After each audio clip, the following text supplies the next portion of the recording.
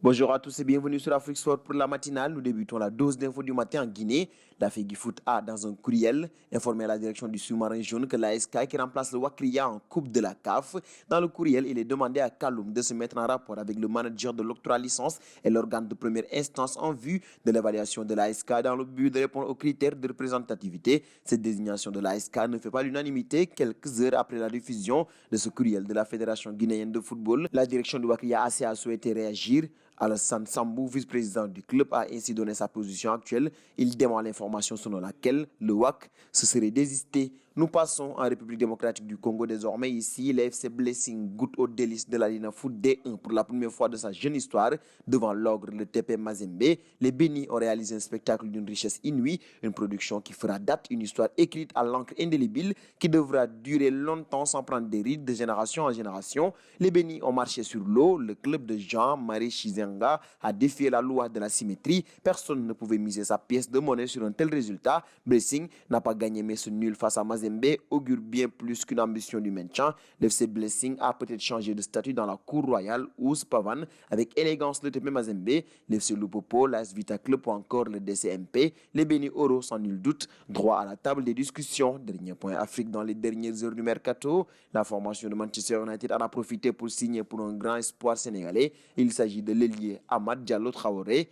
Âgé de 18 ans, ce dernier arrive en provenance de l'Atalanta Bergame. Concernant l'indemnité de transfert, les Red Devils ont sorti le carnet de chèques. En effet, le deal s'est conclu pour un montant de 25 millions d'euros plus 15 millions d'euros de bonus. N'ayant pas encore de permis de travail, ce dernier ne peut évoluer avec le club mancunien. Du coup, il pourrait être prêté pour qu'il puisse poursuivre son apprentissage du haut niveau. Seconde partie du matinal.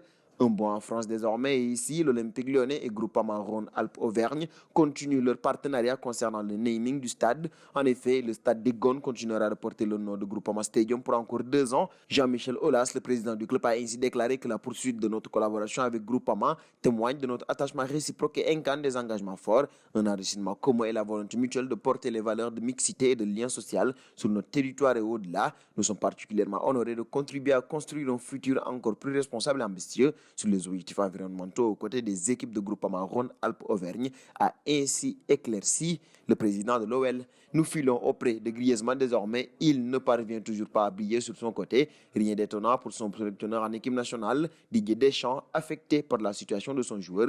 Je connais bien Antoine et j'ai eu à l'utiliser sur un côté. Il peut le faire car il est généreux, mais là où il est le plus influent pour son équipe, c'est dans le cœur du jeu. Et quand il peut apporter du lion, a expliqué les techniciens, il n'a pas la capacité d'autres joueurs pour éliminer sur un côté. Il est subtil dans les déplacements, mais il a surtout besoin de toucher énormément le ballon. J'échange avec Antoine et je vois bien les choses. Je suis convaincu qu'il n'est pas heureux de la situation. Il fait au moins en tenant compte des différentes situations, en s'adaptant au système et aux autres joueurs. Il ne rechigne pas, mais pour donner sa pleine mesure, c'est toujours mieux pour un joueur de jouer dans sa meilleure position, a défendu le coach des Bleus qui va tenter de redonner le sourire au Blaugrana pendant le récent tricolore. Dernier point de la matinale au Barça où rien ne va. Au final, dans ces derniers jours du mercato, le club n'aura vu débarquer que seul Serginho Dest. Le latéral droit n'est certes pas la seule recrue de l'été puisque le Barça avait ouvert les hostilités dès le début de l'été en recrutant Miralem Pjanic, Trincao, Mateus Fernandes et Pedri, dépensant pas moins de 124 millions d'euros. Mais après avoir dû se faire une raison au sujet de Lautaro Martinez pour s'en ériger en priorité depuis de longs mois,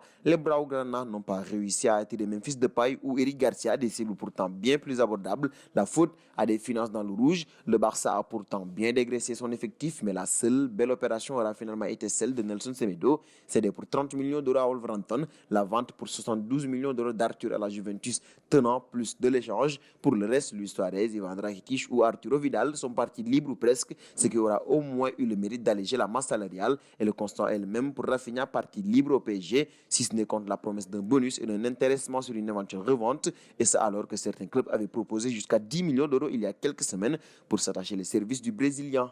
Et c'est donc terminé pour cette matinale du mardi. Chers amis internautes qui nous suivez d'un peu partout, la famille Afrique Sport s'élargit de jour en jour. Pour nous aider à faire grandir notre chaîne, n'hésitez pas à vous abonner sur Afrique Sport. C'est pour ne rien manquer du football continental et international.